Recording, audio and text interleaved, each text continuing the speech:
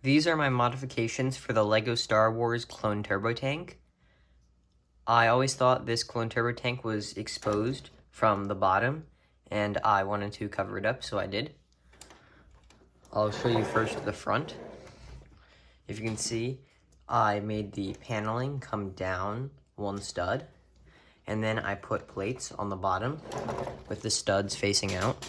You can see this better when I flip it on its side. I covered it up a bit more so you can't really see the interior as much.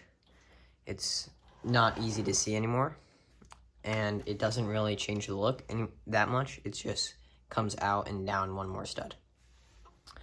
Then moving towards the main part of the Clone Turbo Tank, I'll start first oriented normally.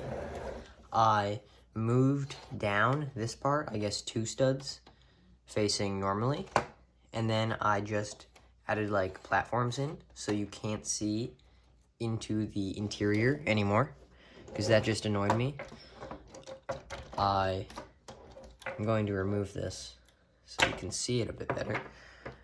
I added in all these plates, and then I added in a row of studs to make it a bit more, to make it meet up with the previous build better. And then I added another row of studs right here so it meets more with this. I considered covering up this brown part of the Clone Turbo Tank because I don't think it's accurate. But the thing is, this like wheel thing needs room to turn. You can see on this one, it needs room, and I can't really, it would look weird if I like had it extend more but didn't cover up this. I think it would like compromise the function of the wheels, and it was also just too much work for me, so I did not. And this, I can't open the doors anymore with this on, but I can remove it.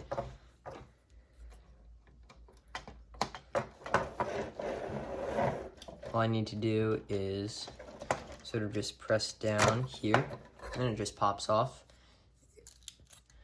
And then you can see under what I did a bit more. That was just completely exposed, so I just covered it up. And it's still easy to remove and easy to get inside. I have nothing inside right now. But you can see why I had to cover it up. That was just exposed and it did not look good.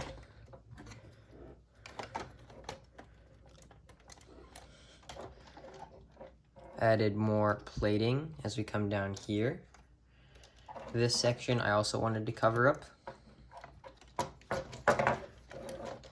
I added a sort of row of bricks right here, and then I added a platform onto it that extends out like this.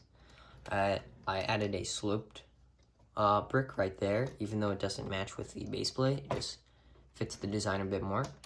And then because of how it was going to be covered up and how this was angled, I added a tile attached to this upside down, so it kind of covers it up more so you can't really see the inside.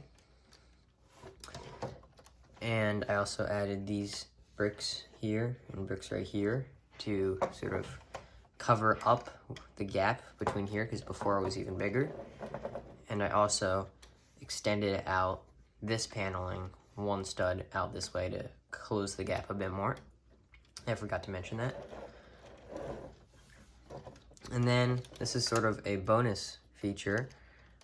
This is something I showed in a very old video of mine, but you can just pull this apart. It's only connected with one Technic pin. It's easy to attach and remove.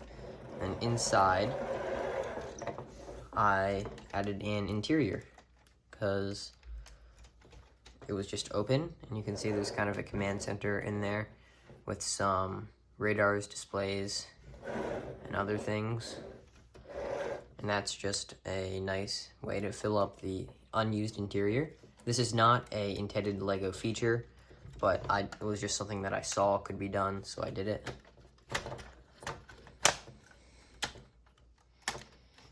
And then it closes up very easily. And then here's what it looks like on the other side, I guess. It's the same. And then flipping it over.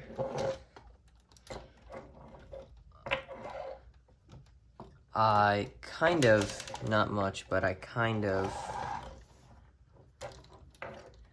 covered it up right here. It only was a 2x6 and another long tile, but I did cover that up.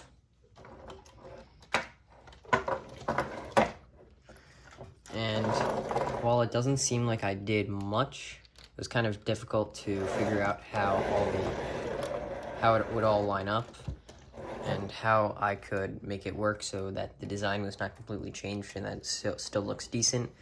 And it still looks pretty similar to how it was, but I think it looks much better. And that is the end of this video. If you enjoyed, please subscribe.